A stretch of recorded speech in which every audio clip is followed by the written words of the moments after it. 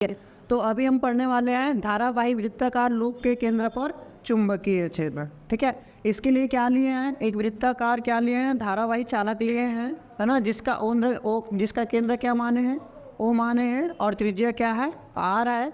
इसमें आई विद्युत धारा दक्षिणावर्त दिशा में प्रवाहित हो रही है ना। इसके केंद्र पर क्या निकालना है, हमको चुंबकीय क्षेत्र ज्ञात करना है। ठीक है, तो इसके लिए क्या करेंगे, सबसे पहले हम क्या करते हैं, ये एक वृत्ताकार लूप है ना। तो इस वृत्ताकार लूप में एक क्या करेंगे, छोटे से धारा अवयव की कल्पना करेंगे ए बी, जिसकी लंबाई क्या है, डी एल है। पहले क्या करेंगे, इस छोटे से धारा अवयव के कारण चुंबकीय क्षेत्र निकालेंगे केंद्र पर। उसके बाद क्या करेंगे, पूरे वृत्ताकार लूप के कारण क्या निकालेंगे, चुंबकीय क्षेत्र निकालेंगे। ठीक है, तो ये हुआ है ना। क्या लिखते हैं, माना है ना वृत्ताकार लूप में है ना एक धारा अवयव ए बी है, जिसकी लंबाई क्या मान रहे हैं, जिसकी लंबाई स्मॉल डी एन है। ठीक है, अब क्या होगा, बायो सेवर्ट के नियम से क्या हो जाएगा, बायो सेवर्ट के नियम से क्या हो जाएगा, है ना, धारा अवयव डीएल के कारण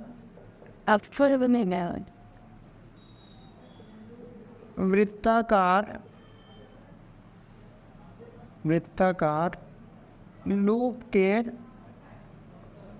केंद्र पर चुंबकीय क्षेत्र कितना हो जाता है ना।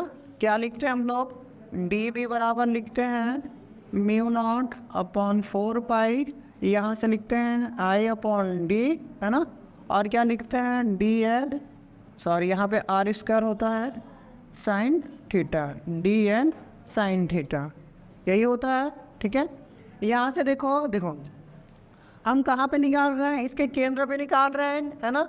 और डीएल से अगर मैं इसके केंद्र पे क्या डालता हूँ, एक लाइन खींचता हूँ यहाँ से, तो इसके बीच में कोण कितना बनेगा, 90 डिग्री का बनेगा। ठीक है, क्योंकि किसी भी त्रिज्या में ये भी क्या होगा, इसका त्रिज्या ही होगा, है ना। अगर मैं डीएल धारा अवयव को क्या करता हूँ, केंद्र से मिलाता हूँ, तो ये भी क्या होगा, उसकी त्रिज्या होगा। और वृत्त की परिधि पर केंद्र से डाला गया कोण हमेशा 90 डिग्री का बनता है, क्योंकि वो क्या रहता है, अगर वृत्त की परिधि से हम लोग केंद्र में कोई भी एक रेखा खींचते हैं तो हमेशा क्या होगा, एक लंब के रूप में होगा। ठीक है, तो इसके बीच में कोण कितने का बनेगा, 90 डिग्री का। ठीक है, चूँकि sine theta is equal to क्या मान सकते हैं, चूँकि थीटा इज इक्वल टू क्या लेंगे हम लोग, 90 डिग्री लेंगे, है ना। क्यों, चूँकि वृत्त की परिधि से क्या हो रहा है, केंद्र पर कोण हमेशा कितना होता है, 90 डिग्री होता है। ठीक है, इसलिए क्या हो जाएगा, तो यहाँ इसलिए साइन थीटा बराबर क्या हो जाएगा, हम लेंगे एक, साइन थीटा बराबर कितना हो जाएगा, एक हो जाएगा, वैल्यू पुट कर दो, तो डी बी बराबर क्या हो जाएगा, mu naught 4 pi I D N R का स्क्वायर। इसको मान लेते हैं समीकरण 1। ठीक है, तो एक छोटे से धारा और डीएल के कारण कितना निकला है, अभी हमारे पास चुंबकीय क्षेत्र उसके केंद्र पर डी बी बराबर mu naught upon 4 pi I into D N upon R square. ठीक है, अब क्या करेंगे, पूरे वृत्ताकार लूप के कारण निकालेंगे, है ना। तो क्या लिखेंगे, पूरे वृत्ताकार लूप के कारण उसके केंद्र पर चुंबकीय क्षेत्र कितना हो जाएगा, इसके पूरे केंद्र पर चुंबकीय क्षेत्र, समाकलन कर दूंगा मैं, है ना।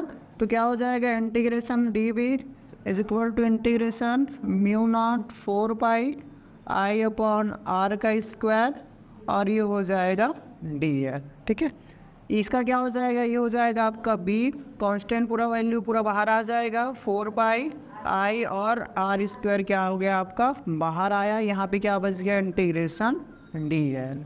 ठीक है, देखो यहाँ पे जो डी एल है वो क्या है, एक वृत्त की परिधि का एक छोटा सा अवयव है ना। वृत्त की परिधि का क्या है, एक छोटा सा अवयव है। इंटीग्रेशन का मतलब क्या होता है कि छोटे छोटे अवयवों को एक साथ जोड़ना है। ठीक है, अब मैं ऐसे ही क्या करते जाऊँगा, ए बी ऐसे छोटा छोटा पूरे वृत्त में एक छोटा सा क्या लूँगा, धारा अवयव लेते जाऊँगा और पूरे को ऐड कर दूंगा। तो क्या देखो मैं कहाँ चल रहा हूँ, इस वृत्त में चल रहा हूँ, मतलब क्या आ जाएगा वृत्त की परिधि। टोटल वैल्यू क्या होगा, वृत्त की परिधि होगा। जब मैं क्या करूँगा, छोटे छोटे धारावियों को जोड़ते जाऊँगा पूरे एक वृत्त में, तो पूरा क्या निकल जाएगा, वृत्त की परिधि निकल जाएगा। तो यहाँ से मैं क्या लिख सकता हूँ, देखो b इज इक्वल टू लिख सकता हूँ म्यू नॉट अपॉन 4 पाई, और इधर से हो जाएगा आई अपॉन आर स्क्वायर, और यहाँ से मैं गुणा में लिख सकता हूँ वृत्त की परिधि लिख सकते हैं। ठीक है, और वृत्त की परिधि का फॉर्मूला क्या होता है, 4 पाई है ना, आई अपॉन आर स्क्वायर, और वृत्त की परिधि का फार्मूला क्या होता है 2 पाई आर होता है। ठीक है, आर से आर क्या हो गया कैंसिल।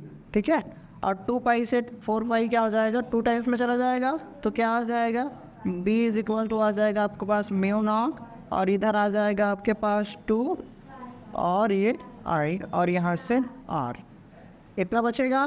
ठीक है, पाई से पाई भी कैंसिल हो गया ना। ठीक है, यहाँ पर तो भी पाई है और यहाँ पर भी पाई है, तो पाई से पाई कैंसिल हो गया, और ये कितने टाइम्स में जाएगा 2 टाइम्स में जाएगा, है ना।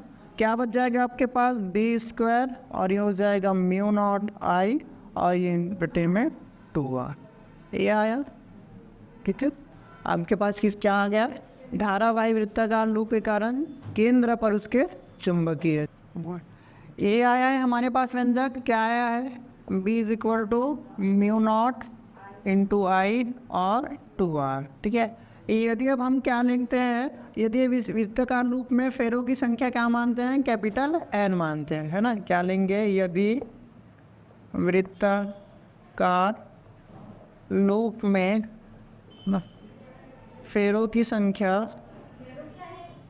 बता रहा हूँ। ठीक है, फेरों की संख्या n हो तो क्या हो जाएगा, b इज इक्वल टू लिखेंगे म्यू नॉट 2r और n इंटू आई। ठीक है, यहाँ से इसकी निर्भरता निकालेंगे, तो निर्भरता क्या क्या आ जाएगा, अब देखो, अब इसकी यहाँ से अगर हम लोग निर्भरता देखते हैं किसका, चुंबकीय क्षेत्र का, तो क्या क्या आ जाएगा, पहला होगा आपका n क्या हो जाएगा फेरों की संख्या पे, दूसरा क्या निकालोगे आप आई। ठीक है, आई क्या हो जाएगा बहने वाली धारा, और ये हो जाएगा आपका क्या हो जाएगा, तीसरा क्या हो जाएगा 1/r, मतलब इनडायरेक्टली प्रोपोर्शनल, आर बढ़ेगा तो चुंबकीय क्षेत्र क्या होगा घटेगा।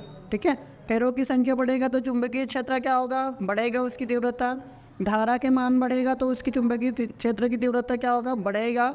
यदि उसके केंद्र से क्या होगा दूरी बढ़ेगा, है ना, तब चुंबकीय क्षेत्र क्या होगा कम होगा।